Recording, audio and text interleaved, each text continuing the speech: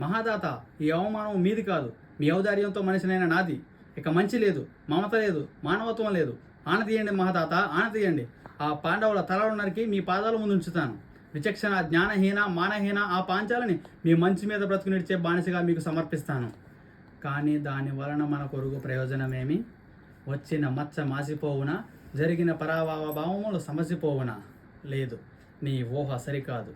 పరమ పురుషులకు ప్రాప్తించు అనాయాస మరణము, అమరలోక నివాసము ఈ పాండవహతులకు అంత సులభముగా లభించరాదు. చేసిన దోషము ప్రతి నిమిషము తలచి తలచి తమ దుష్కృత్యములకు తామే వగచి వగచి కృషించి నశించవలే. లేదా నీ కాజాన్మాంతము దాసానుదాసలై నడిపేనుగుల వలె మనుగడ సాగించవలే. వాడు పేరుకు ధర్మరాజే కాని పెనువేప విత్తు, జోదరి, వ్యసనపరుడు.